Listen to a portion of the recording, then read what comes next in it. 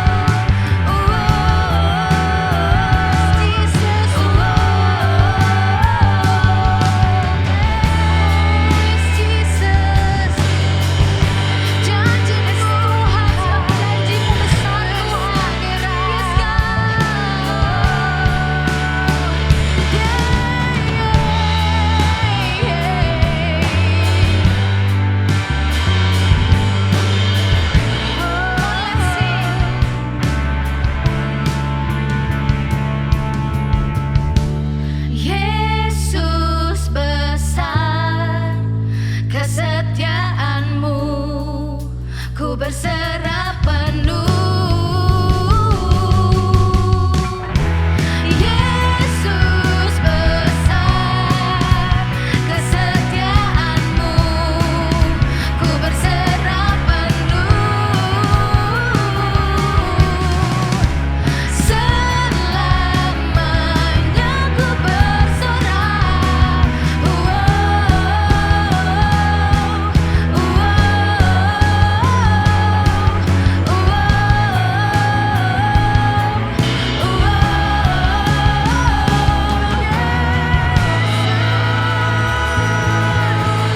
Mari bersorak-sorak. Yesus besar. Come on, sing it once again. Yesus besar kesetiaan-Mu, ku berserah penuh. Selamanya ku bersorak.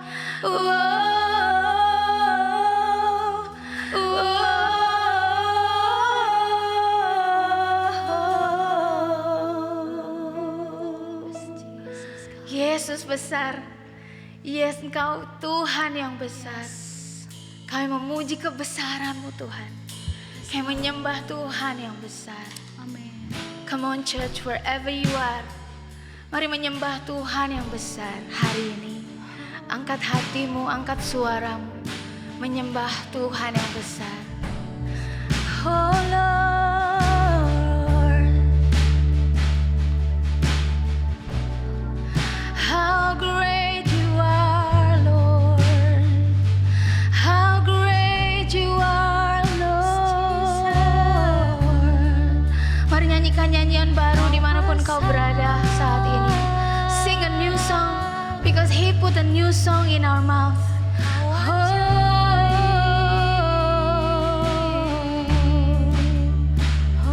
You are great. Oh, you are great, God. You are great. Yes, you are great. Yes, you are great. Yes, you are great, God.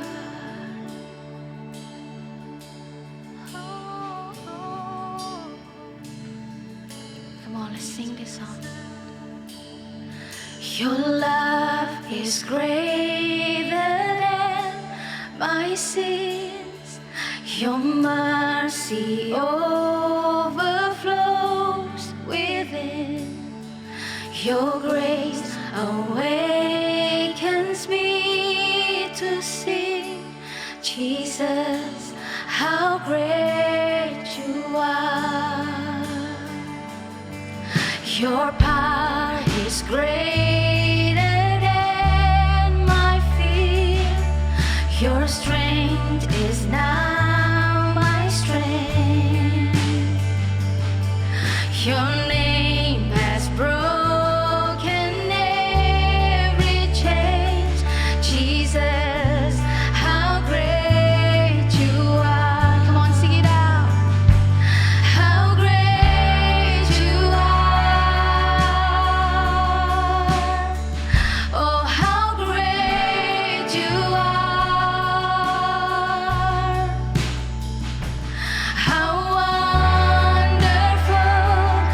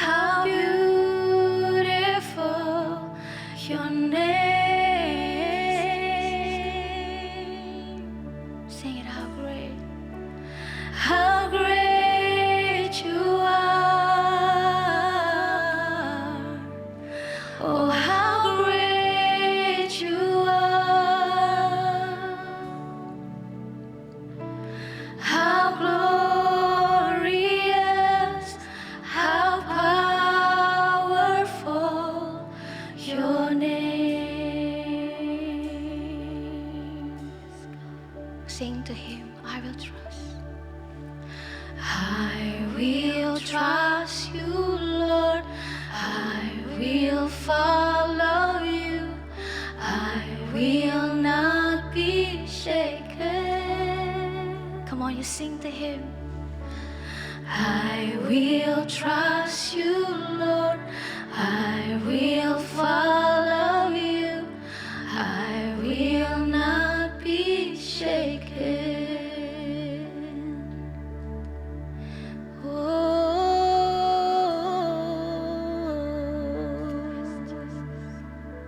I will trust you. Yes, God. I will follow you, Lord, and I will not be shaken.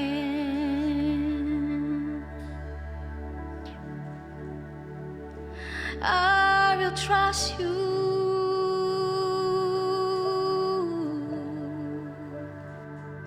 I will follow you,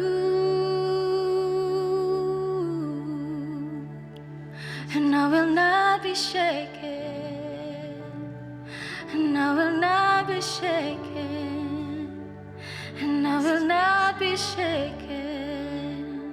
Mari sembah Tuhan dimanapun kau berada. Worship Him, worship Him, worship Him, trust Him, follow Him. Never be shaken, for He is great. He is greater than any problems, than any struggles, than every sickness. He is great. He is great.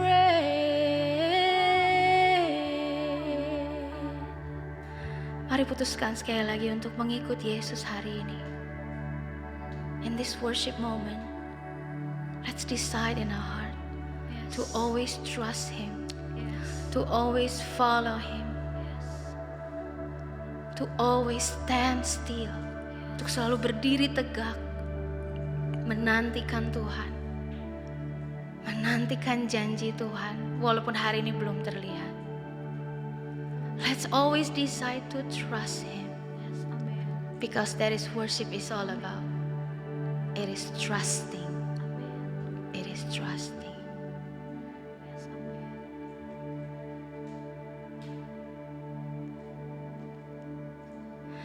I have decided to follow Jesus. I have decided to follow Jesus. I have decided to follow Jesus. No turning back. No turning back. I have decided to follow Jesus. I have decided to follow Jesus. I have decided to follow Jesus. No turning back. Once again, let's sing it. I have decided to follow Jesus. I have decided to follow Jesus. I have decided to follow Jesus. No turning back. No turning back. Thank you, Jesus. Ada banyak keputusan yang kami buat mungkin salah dalam hidup kami. Ada banyak keputusan yang keliru yang kami pernah buat. Tapi satu keputusan yang gak pernah salah, yaitu keputusan untuk mengikut Yesus. So today, God, this is our heart. Ini deklarasi kami. This is our commitment once again. This is our love to you. That we have decided to follow Jesus. No turning back. No turning back. No turning back. No turning back. Dan kami bersyukur kami mengikuti Tuhan yang bisa dipercaya. Engkau Tuhan yang bisa dipercaya, Engkau Tuhan yang mudah disenangkan, dan kami mengasihi-Mu hari ini, besok dan selamanya. Thank you Jesus for the presence of God, for you, for your love, for your mercy. Kami mengucap syukur Engkau Tuhan yang awesome, Tuhan yang baik, Tuhan yang hebat, Tuhan yang besar buat setiap kami. Thank you Lord. Di dalam nama Yesus kami berdoa, kami mengucap syukur. Mari semua yang percaya katakan amin, amin, amin. Haleluya.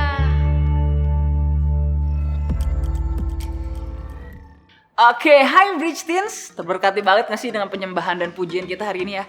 So, awesome banget gak sih tim praise and worship dari ICC? So, thank you so much udah membantu kita hari ini. Boleh menyembah ya, tim PW, awesome. But hari ini jangan lupa juga kalau kita gak hanya berterima kasih aja sama tim PW ICC yang luar biasa, tapi hari ini juga mau berterima kasih buat setiap volunteer yang udah hari ini melayani biar ibadah ini ada. So, boleh diketikin, thank you volunteer. Oke, so welcome home. Yes, ini tuh kamu semua yang baru pertama kali join di ibadah Bridge Teens hari ini.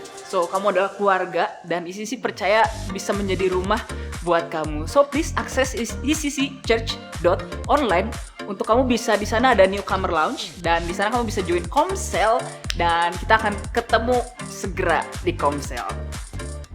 Nah, ini ada beberapa pengumuman, ada 2 aja pengumuman. Yang pertama tanggal 4 Mei kita punya leaders meeting. Oke, Selasa 4 Mei jam 7 malam untuk seluruh zone leader, head ministry hingga core team, juga untuk seluruh Gaze family. Dan pengumuman kedua kita punya ICC Global Expand Class Minggu 30 Mei jam 2 siang. Oke, kamu yang udah ikut seluruh spiritual journey, ini perjalanan terakhirnya. So mari ikut dan jangan lupa untuk daftarkan diri kamu di iccchurch.online. Oke, so see you di kelas terakhir nanti.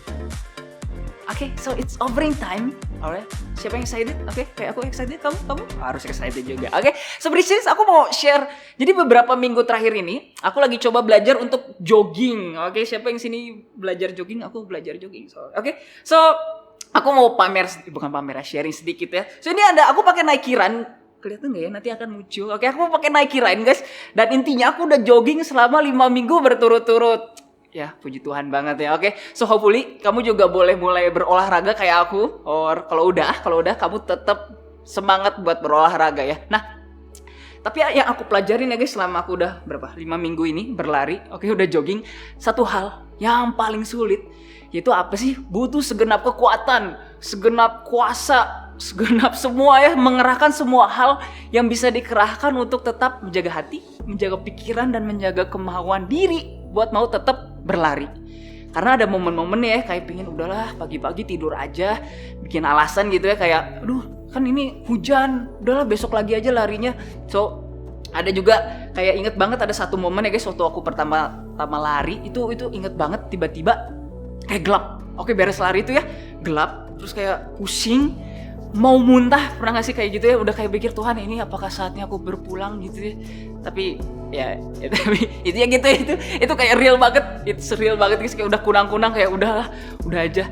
Tapi bersyukurnya sih even sampai melewati itu semua guys, puji Tuhan ya hari ini tetap bisa jogging dan punya kekuatan nih untuk tetap menjaga hati, untuk tetap berlari. Nah, Bridge, hari ini soal menjaga hati ada satu ayat yang bagus di Galatia 6 ayat 9 yang mau aku bacain ke kita semua versi NKJV. Ayatnya ngomong gini, and let us not grow weary while doing good, for in due season we shall reap if we do not lose heart.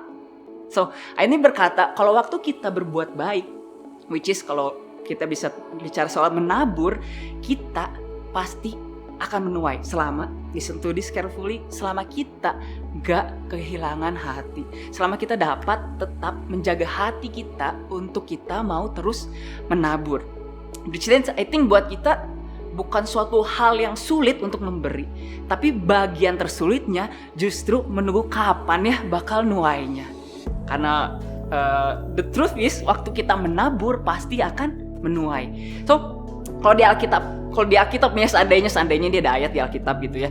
Barang siapa memberi dalam 1 kali 24 jam, kamu akan dapat tuaian di bawah bantal kamu. let's say ada ayat kayak gitu, pasti kita semua dari detik ini gampang banget untuk kasih. Bahkan kita cari-cari siapa lagi yang bisa saya kasih ya, siapa lagi yang bisa saya tabur, saya beri. Are you agree with me, Bridge Teens? But Bridge Teens, kalau kita nggak pernah belajar untuk menabur, kita nggak akan bisa menuai apapun. So hari ini, mari kita belajar untuk tetap menabur. Mari mengembalikan persepuluhan kita dan memberi persembahan yang terbaik untuk Tuhan kita. Sambil tetap, of course, menjaga hati kita yang baik ini untuk tetap belajar memberi dan menunggu sampai tuayan yang Tuhan janjikan ada buat kita semua. Are you ready for gift? So before that, let's we pray. Tuhan, hari ini mengucap syukur kalau kami boleh punya kesempatan lagi untuk kami bisa mengembalikan persepuluhan kami buat Tuhan. So mari hari ini ajar kami untuk kami bisa menjaga hati kami, untuk kami boleh terus memberi dan menabur. Karena percaya waktu kami bisa menjaga hati kami, pasti waktu kami tetap setia menabur akan ada tuayan yang Tuhan janjikan buat kami yang setia memberi. So terima kasih Tuhan, hanya di dalam nama Tuhan Yesus setiap yang percaya boleh berkata amin.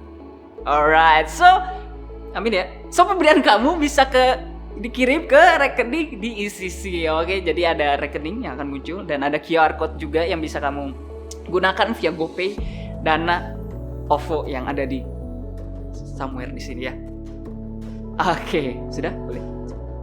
Oke, udah. Alright. So, thank you for being generous dan faithful buat terus menabur ya, Bridge Teens. You are awesome. Oke. So, Bridge Teens, today kita akan belajar lagi soal kebenaran firman Tuhan. Jadi jangan nyatet. Tetot nggak tuh ya, bercanda catat tuh ya. Jangan tuh ya. Oke. Kenapa mencatat guys penting? Karena ingat kata Pastor Aryan bilang kalau kamu mencatat berarti itu kita menganggap hal ini sangat penting. So, mari mencatat dan mari excited untuk yang satu ini. Apa kabar ICC? Saya sungguh berharap kita semua ada dalam pengharapan. Saya rindu untuk kita tidak hanya mendengar firman Tuhan, tetapi kita belajar firman Tuhan. Itu sebabnya mari kita siapkan catatan kita apapun medianya.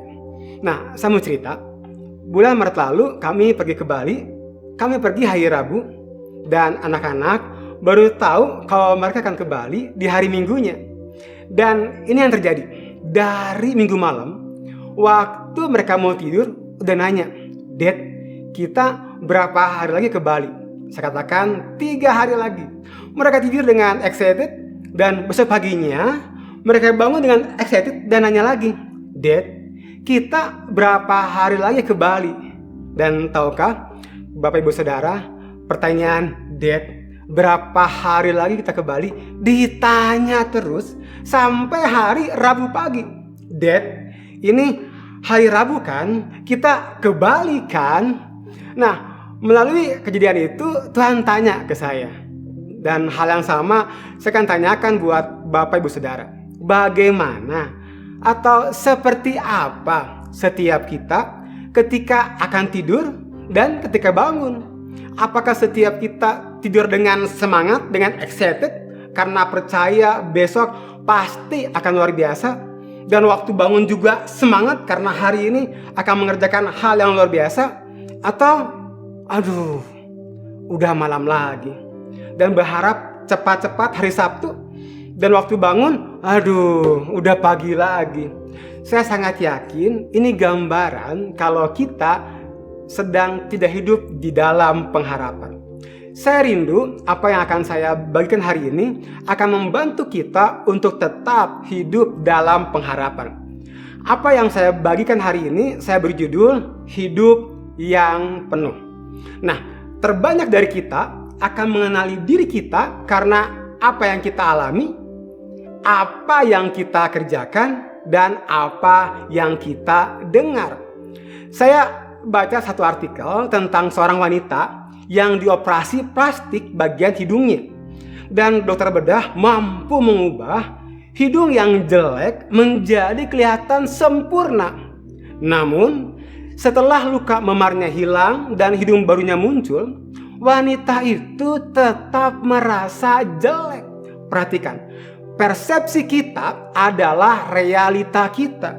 Wanita itu sudah merasa jelek selama bertahun-tahun karena perlakuan buruk yang dialami dan karena apa yang dia dengar dari orang kalau dia jelek hidungnya. Nah, sebelum membuat perubahan di luar, kita perlu membuat perubahan dari dalam. Karena kita tidak akan memenangkan pertempuran di luar sana sebelum kita memenangkan pertempuran di dalam kita. Kehidupan seperti apa yang perlu kita bangun dari dalam supaya hidup kita penuh? Yang pertama, hidup dalam iman. Iman adalah dasar dari segala sesuatu yang kita harapkan dan bukti dari segala sesuatu yang tidak kita lihat. Beberapa waktu lalu saya berdoa untuk satu keluarga supaya suaminya dapat kembali kepada istrinya. Saya berdoa kurang lebih selama 1 tahun, dan ketika beberapa bulan lalu saya makan siang bareng dengan mereka, dengan cara yang ajaib Tuhan pulihkan mereka. Suaminya kembali ke rumah, suaminya kembali ke istrinya. Waktu melihat dan mengalami hal itu, saya rasa banget level iman saya naik dari sini ke sini. Nah, saya percaya iman yang kuat hanya dapat dibentuk ketika kita mengalami masalah. Alkitab memberikan gambaran tentang 2 jenis iman. Yang pertama adalah iman Thomas. Ketika kebangkitannya, Tuhan Yesus menampakkan diri kepada murid-muridnya. Tetapi Thomas tidak bersama waktu mereka itu. Ketika Thomas telah diberitahu bahwa mereka telah melihat Tuhan Yesus, Thomas menolak untuk percaya. Thomas percaya kalau dia punya bukti yang cukup untuk dia percaya. Thomas katakan, sebelum aku melihat bekas paku pada tangannya, dan sebelum aku mencucukkan jariku ke dalam bekas paku itu, dan tanganku ke dalam lambungnya, aku tidak akan percaya. Iman Thomas adalah gambaran iman berdasarkan pikiran kita. Banyak orang percaya pada Tuhan Yesus di Alkitab, tetapi iman mereka hanya berdasarkan apa yang ada di pikiran mereka, bukan berdasarkan apa kata Alkitab. Yang kedua adalah iman Abraham. Iman Abraham adalah iman yang tidak mempertimbangkan fakta, data, dan pengetahuan. Abraham tidak mempertimbangkan kenyataan fisik dia yang berusia 100 tahun dan Sarah 90 tahun. Dia hanya percaya dalam hatinya bahwa Tuhan yang sudah berjanji, Tuhan yang akan menggenapinya. Kita tidak menyangkal masalah keuangan, sakit penyakit, konflik rumah tangga yang sedang kita hadapi. Tetapi mari punya iman seperti Abraham. Iman yang datang dari hati. Iman Abraham adalah iman yang dapat melihat dengan mata hatinya. Kita dapat melihat dalam roh. Melalui firman Tuhan, kita dapat melihat sesuatu melampaui fakta, data, dan pengetahuan. Ibrani 11 ayat yang ketiga dikatakan seperti ini. Sehingga apa yang kita lihat telah terjadi dari apa yang tidak dapat kita lihat. Wow. Kehidupan seperti apa yang perlu kita bangun dari dalam supaya hidup kita penuh? Yang kedua adalah hidup dalam panggilan. Hal buruk apapun yang pernah kita alami, yang pernah kita kerjakan, dan yang pernah kita dengar tentang kita. Mungkin orang berkata, keluarga kamu gagal. Keluarga kamu gak akan pernah lepas dari hutang. Gak mungkin kamu punya biaya untuk kuliah anak kamu. Mungkin orang berkata, kamu orang yang selalu gagal dalam bisnis. Apapun itu, dengar baik-baik. Waktu kita mengikut Tuhan Yesus, kita lahir baru. 2 Korintus 5 ayat 17. Orang yang sudah bersatu dengan Kristus menjadi manusia baru sama sekali. Yang lama sudah tidak ada lagi. Semuanya sudah menjadi baru. Waktu kita bertemu dengan Kristus, kita bertemu dengan tujuan kita. Saya baca terjemahan dari The Message Efesus 1 ayat ke-11. It is in Christ that we find out who we are and what we are living for. Hanya di dalam Kristus kita menemukan siapa kita dan untuk apa kita hidup. Kita tidak mengenali diri kita sebelum kita mengenal Kristus. Kita tidak dapat mengenal panggilan kita sebelum kita mengenal siapa Kristus. Karena panggilan kita ada di dalam Kristus. Nah, saya ada cerita menarik. Bapak dari Pastor Brian Houston adalah Frank Houston. Di usia 55 tahun, dia menggembalakan sebuah gereja di salah satu daerah bagian di Wellington, New Zealand. Waktu itu sekitar tahun 76, jemaat yang digembalakan sekitar 1.600 orang tahun itu, jumlah yang besar di zaman itu. Frank Houston tinggalkan jemaatnya karena Tuhan katakan pada Frank Houston, tinggalkan jemaatmu, serahkan pada orang lain, dan pergilah ke Sydney untuk memulai pekerjaan baru. What? Berapa usianya? 55 tahun. Bayangkan, 55 tahun. Gak ada yang mau orang buat dari awal merintis kembali di usia 55 tahun. Karena 55 tahun sudah dekat dengan pensiun kan. Frank Houston serahkan jemaatnya kepada seorang yang lain dan memulai gereja di Sydney dengan nama CLC, Christ Life Center, yang kemudian namanya menjadi Hillsong yang orang kenal sekarang.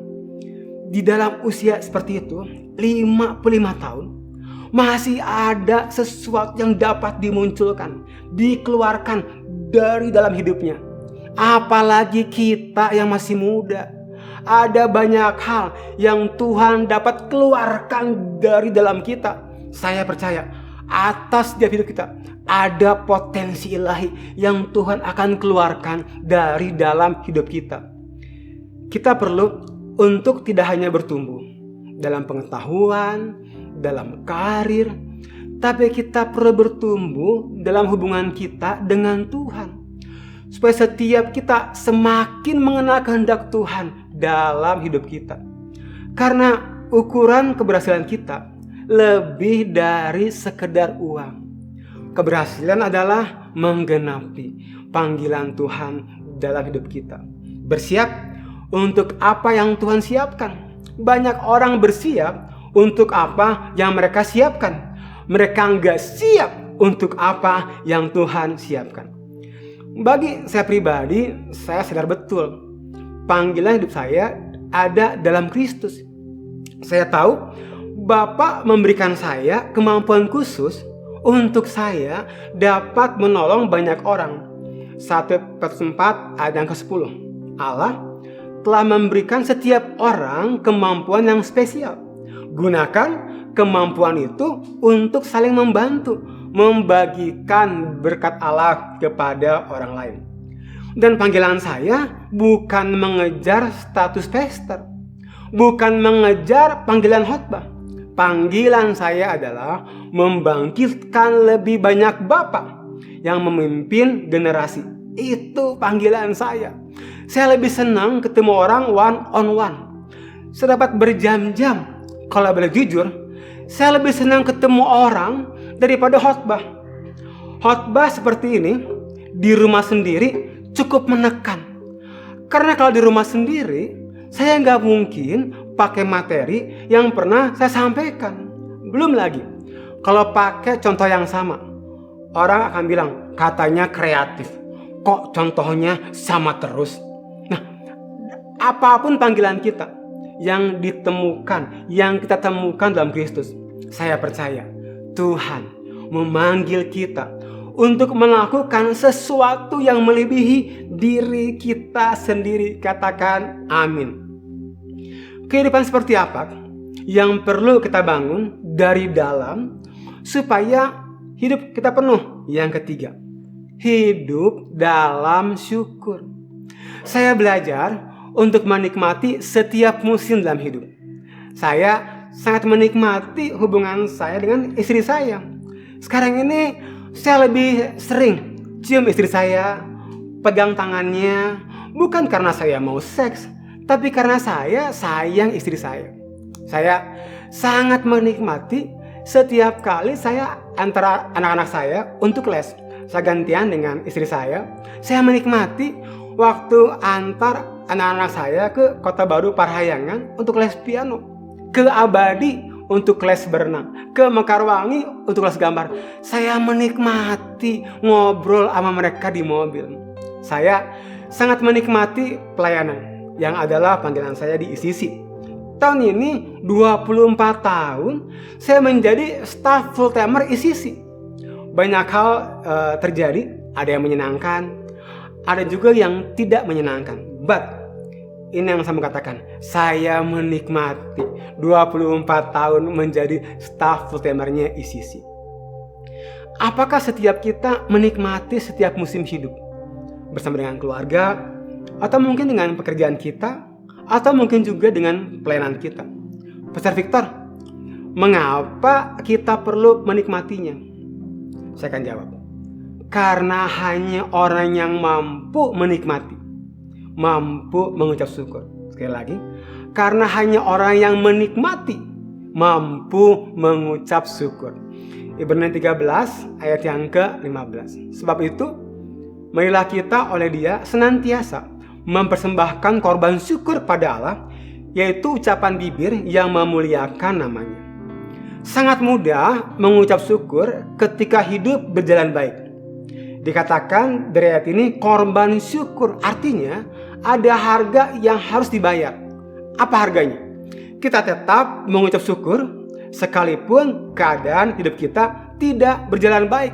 Waktu kita melakukannya, korban syukur kita berharga bagi Tuhan. Mengucap syukur adalah kunci yang sangat ampuh untuk setiap kita mengalami mujizat dan mengalami terobosan rohani.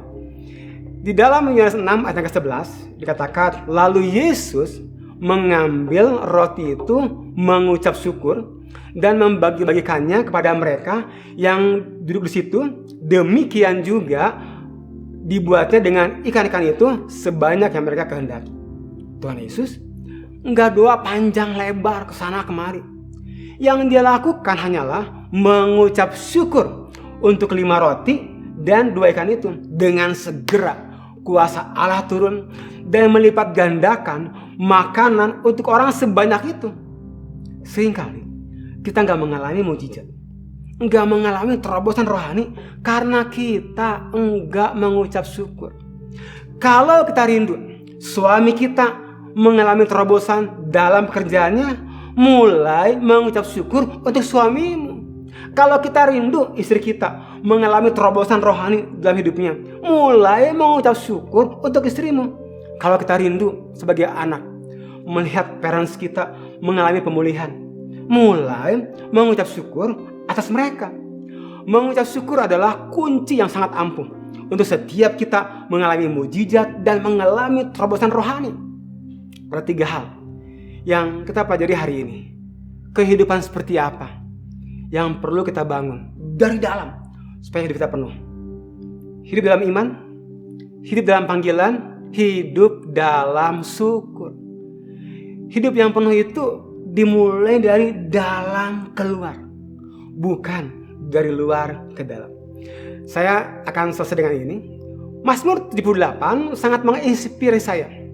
Itu sebabnya beberapa bulan ini setiap kali saya sharing di staff meeting ICC, sharing saya selalu bermuara di Mazmur 78. Mazmur 78 ditulis supaya kita, generasi kita, tidak membatasi Tuhan. Mazmur 78 ayat yang ke-41.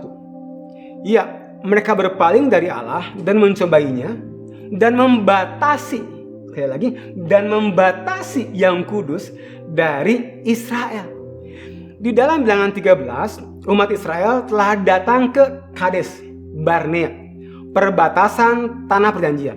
Musa mengutus 12 mata-mata untuk melihat tanah perjanjian. 10 pengintai, 10 mata-mata datang berkata di dalam Bilangan 13 ayat yang ke-32 sampai yang ke-33. Juga mereka menyampaikan kepada orang Israel kabar busuk tentang negeri yang diintai mereka dengan berkata, negeri yang telah kami lalui untuk diintai adalah suatu negeri yang memakan penduduknya. Dan semua orang yang kami lihat di sana adalah orang-orang yang tinggi-tinggi perawakannya. Juga kami lihat di sana orang-orang raksasa, orang enak yang berasal dari orang-orang raksasa. Dan kami lihat diri kami seperti belalang. Dan demikian juga mereka terhadap kami. Ini yang terjadi. Mereka tidak hidup dalam iman. Mereka hidup dalam ketakutan. Ketakutan terjadi karena kita gagal paham akan siapa Tuhan dan apa yang Tuhan telah janjikan. Menurut penyelidikan, rusa kecepatannya 90 km per jam dan singa 58 km per jam. Namun kenapa singa dapat menangkap rusa? Nah, hasil dari konseling encounter dengan rusa, ternyata karena rusa takut dengan auman singa. Dan ketakutan itu melumpuhkan kekuatan. Sekali lagi, ketakutan itu melumpuhkan kekuatan. Sekali lagi, ketakutan itu melumpuhkan kekuatan. Akibatnya, mereka hidup dalam sungut-sungut. Mereka katakan, bukankah lebih baik kami pulang ke Mesir? Mereka berpikir, kita angkat pemimpin baru untuk bawa kita kembali ke Mesir. Dan mereka tidak menggenapi panggilan Tuhan dalam hidup mereka untuk masuk ke tanah perjanjian seperti yang Tuhan janjikan. Dan 14 ayat yang ke-29 sampai yang ke-30. Di padang gurun ini bangkai-bangkaimu akan berhantaran, yakni semua orang di antara kamu yang dicatat, semua tanpa terkecuali yang berumur 20 tahun ke atas. Karena kamu telah bersungut-sungut kepadaku bahwasannya kamu tidak akan masuk ke negeri yang dengan mengangkat sumpah telah kujanjikan akan kuberi kamu diami, kecuali Kaleb bin Yefun dan Yosua bin Nun. Ini adalah gambaran kehidupan yang kosong. Hidup dalam ketakutan, hidup dalam sungut-sungut, sehingga hidup kita di luar kehendak Tuhan. Ini yang luar biasa. 40 tahun kemudian, Yosua mengutus beberapa mata-mata generasi baru ke kota Yeriko.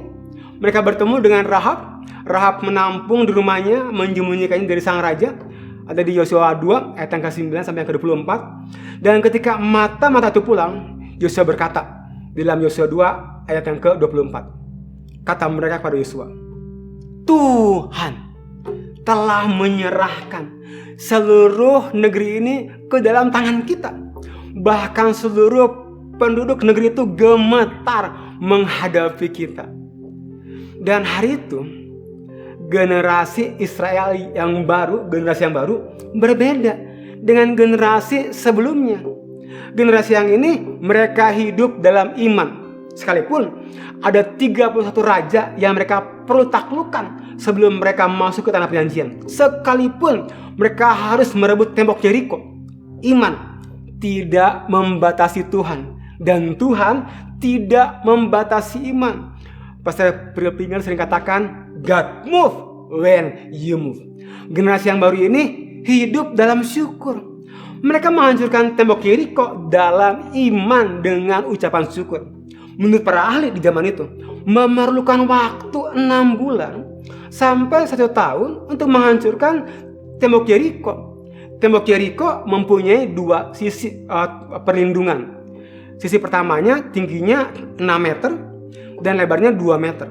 Dan tembok perlindungan yang kedua agak lebih dalam lagi, namanya inner wall. Tingginya 9 meter dan lebarnya 9 meter. Sehingga kereta berkuda dapat berjalan di atasnya di zaman itu. Ini merupakan tembok yang sangat kuat, yang sangat besar di zaman itu. Tapi lihat, dalam 7 hari mereka mengelilingi tembok Yeriko dengan puji-pujian. Yosua 6 ayat ke-20. Lalu bersoraklah bangsa itu sedang sangkakala ditiup. Segera sesudah bangsa itu mendengar bunyi sangkakala, bersoraklah mereka dengan sorak yang nyaring. Maka runtuhlah tembok itu. Lalu mereka memanjat masuk ke dalam kota, masing-masing langsung ke depan dan merebut kota itu. Generasi yang baru ini berbeda dengan generasi sebelumnya. Mereka hidup menggenapi panggilan Tuhan dalam hidup mereka masuk ke tanah perjanjian. Generasi yang baru ini memberikan gambaran seperti apa kehidupan yang penuh. Karena kita hidup dalam iman dan kita menikmati hidup, karena kita hidup dalam panggilan, kita akan less stress. Dan waktu kita menikmati hidup, kita akan mempunyai kemampuan untuk bersyukur, sehingga terobosan rohani dan mukjizat mengikuti kita. Inilah kehidupan yang penuh, sehingga kita akan tenang menghadapi hidup. Hidup yang penuh adalah suatu kemampuan untuk tenang di dalam menghadapi segala sesuatu di luar sana. Hidup yang penuh adalah suatu kemampuan untuk tenang di dalam kita. Sekalipun segala sesuatu di luar sana tidak terjadi seperti apa yang kita harapkan. Dan sekalipun segala sesuatu terjadi dengan kacau balau di luar sana. Saya berharap sharing saya hari ini bisa memberkati Bapak, Ibu, Saudara. Tuhan Yesus memberkati. Bapak, Ibu, Saudara, dan pada hari ini kita akan mengambil perjamuan kudus. Boleh siapkan anggur, kalau nggak ada anggur boleh siapkan air putih kah, apapun itu, dan roti. Kebetulan kalau nggak ada roti boleh siapkan crackers, kue mari, apapun itu. Tapi mari kita mau siapkan anggur dan roti kita yang ada hari ini. Amin. Oke, saya lihat semua udah siap. Mari sebelum kita mengambil roti dan anggur, kita akan membacakan bersama-sama pengakuan iman Rasul. Aku percaya kepada Allah, Bapa yang Maha Kuasa, Khalik langit dan bumi. Aku percaya kepada Yesus Kristus, Anak yang tunggal Tuhan kita, yang dikandung dari Roh Kudus, lahir dari anak darah Maria, yang menderita di bawah pemerintahan Pontius Pilatus, disalibkan, mati dan dikuburkan, turun ke dalam kerajaan maut, pada hari yang ketiga bangkit pula dari antara orang mati, naik ke sorga, duduk di sebelah kanan Allah Bapa yang Maha Kuasa, dan akan datang dari sana untuk menghakimi orang yang hidup dan yang mati. Aku percaya kepada Roh Kudus, gereja yang kudus dan am, persekutuan orang kudus, pengampunan dosa, kebangkitan tubuh, dan hidup yang kekal. Amin. Mari kita ambil roti kita. Bapak, Ibu, Saudara, roti ini adalah perlambangan dari tubuh Kristus yang terpecah-pecah untuk saya dan saudara. Ambil dan makanlah.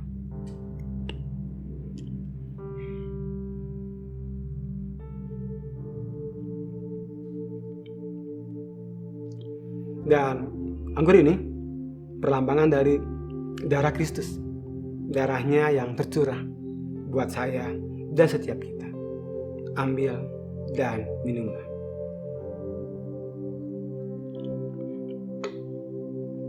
Haleluya. Mari kita akhiri perjamuan kudus ini dengan doa Bapa kami. Mari kita bacakan bersama-sama. Bapa kami yang di sorga, dikuduskanlah namamu, datanglah kerajaanmu, jadilah kehendakmu di bumi seperti di sorga. Berikanlah kami pada hari ini makanan kami yang secukupnya, dan ampunilah kami akan kesalahan kami seperti kami juga mengampuni orang yang bersalah pada kami. Dan janganlah membawa kami dalam pencobaan, tetapi lepaskanlah kami daripada yang jahat. Karena Engkau-lah yang mempunyai kerajaan dan kuasa dan kemuliaan sampai selama-lamanya. Amin. Mari kita angkat tangan kita terima berkat dari Tuhan. Aku berdoa buat setiap kami hari ini, buat setiap bapak, buat setiap ibu, setiap saudara. Engkau pelajar, engkau mahasiswa, engkau parents, engkau yang single. Aku berdoa dalam nama Tuhan Yesus, aku berdoa biar hidupmu penuh di dalam Tuhan. Engkau menemukan Tuhan di dalam hidupmu. Engkau menemukan tujuanmu. Engkau berjalan dalam panggilan, berjalan dalam iman. Engkau berjalan dengan syukur, supaya engkau boleh masuk ke tanah perjanjianmu, ke panggilan dalam hidupmu. Penjagaan Tuhan boleh ada dari sekarang sampai Maranatha, Tuhan Yesus datang kedua kali. Dalam nama Tuhan Yesus kami berdoa, dan setiap kita yang percaya di dalam namanya berkata amin, amin. Sampai jumpa minggu depan. God bless you. Happy Saturday Bridge, thank you udah join ibadah kita hari ini. Saya berdoa, kami semua berdoa biar kamu yang ikut boleh mendapatkan sesuatu yang baru yang boleh kamu bawa di kehidupan kamu. Ini jadi benih yang boleh bertumbuh dan berbuah, dan buahnya boleh dinikmati kamu dan banyak orang. Oke, so di sisi kami percaya semua bahwa ini bukan sekedar hanya apa ya, gedung, oke, tapi ini adalah keluarga, rumah buat kamu. So, untuk sekali lagi yang kamu baru pertama kali join ibadah hari ini, kamu bisa masuk ke newcomer lounge kita di ecc.church.online. Oke, jadi kita pingin kenal lebih siapa kamu. So, segera akses ya. Jadi kita punya home cell, komunitas cell untuk kamu sesuai dengan lokasi kamu, usia kamu atau kebutuhan kamu. Kamu bisa isi semua di sana dan kita akan segera ketemu di Komsel. Nah, ini juga kita juga punya banyak komunitas. Oke, kita punya komunitas sepeda bersama Pastor Nala. Kita punya jalan sehat sama Pastor Victor. Masih ada futsal, ada badminton, itu basket, oke, dan masih banyak lagi. So, please join komunitas kita ya. Dan I think itu aja untuk pengumuman hari ini. So, stay healthy, keep connecting, and see you next week.